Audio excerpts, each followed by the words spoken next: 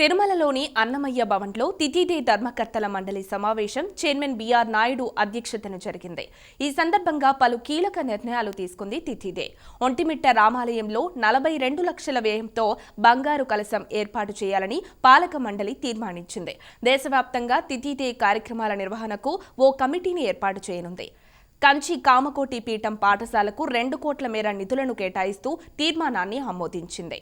ఇప్పుడు 10 సంవత్సరాలు 15 సంవత్సరాల క్రితం ఉన్న పోస్టులే ఉన్నాయి.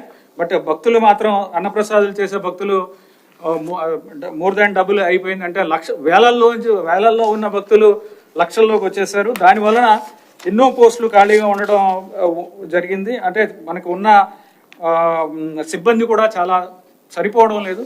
దానివల్ల సర్వీస్లో చాలా ఇబ్బందులు వస్తున్నాయి. ఇవన్నీ కూడా బోర్డులో చర్చించిన తర్వాత అదనపు సిబ్బందిని తీసుకోవాలి, భక్తులకు ఇబ్బంది ఉండకూడదు అనే ఉద్దేశంతో ఆ అదనపు సిబ్బందిని తీసుకోవడానికి కూడా ఈరోజు బోర్డులో రెజల్యూషన్ తీసుకోవడం జరిగింది. తిరుపతిలో సాంప్రదాయ పాఠశాల ఒకటి ఉంది. ఆ పాఠశాలకు కూడా 2 కోట్ల ఆర్థిక సహాయం అందించడానికి కూడా బోర్డు నిర్ణయం తీసుకుంది. వారి ప్రపోజల్ ఏదైతే ఉందో అది ఆ ప్రపోజల్ని అంగీకరించడం జరిగింది. నవీ ముంబైలో ఒక గవర్నమెంట్ ఆర్గనైజేషన్ సిట్కో వారి నుంచి ఒక లెటర్ వచ్చింది. మేము 20 కోట్లు లీజు ధరతో మీకు ఆ భూమిని ఇస్తామని చెప్పేసి మాకు లెటర్ పంపించారు.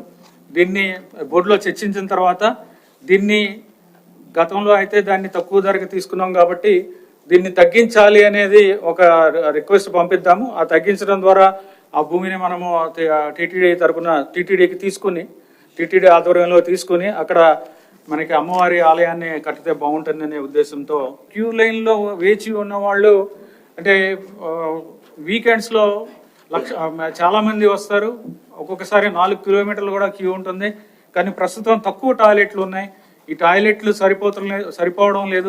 ప్రజలు ఇబ్బంది పడుతున్నారు, భక్తులు ఇబ్బంది పడుతున్నారు అనే ఉద్దేశంతో అదనంగా టాయిలెట్ బ్లాక్స్ కట్టాల్సిన అవసరం ఉందని టీటీడీ బోర్డుని నిర్ణయించి 3,36,00,000తో ఈ 6 టాయిలెట్ బ్లాక్స్ కట్టడానికి నిర్ణయం చేయడం జరిగింది. అలాగే ఒంటిమిట్టలో కోదండరామాలయంలో విమాన గోపురానికి 43 లక్షలతో బంగారు కలశం కూడా ఏర్పాటు చేయడానికి కూడా నిర్ణయం తీసుకోవడం జరిగింది. తిరుమల శ్రీవారి వైకుంఠ ద్వార దర్శనాలకు సంబంధించి 10 రోజుల ప్రత్యేక ప్రవేశ దర్శన టికెట్లను తిథిదే విడుదల చేసింది. జనవరి 8న ఆఫ్లైన్లో సర్వదర్శనం టోకెన్లను విడుదల చేస్తారు. తిరుపతిలో 8 కేంద్రాలు, తిరుమలలో ఒక సర్వదర్శన టోకెన్ల జారీ కేంద్రాన్ని ఏర్పాటు చేస్తారు. తిరుపతిలోని ఎంఆర్పల్లి, జీవకోన, రామానాయుడు స్కూల్, రామచంద్ర పుష్కరిణి, ఇందిరా మైదానం, శ్రీనివాసం, విష్ణునివాసం, భూదేవి కాంప్లెక్స్, తిరుమలలోని కౌస్తుభం విశ్రాంతి భవనంలో సర్వదర్శనం టోకెన్ల కేటాయింపు జరుగుతుంది.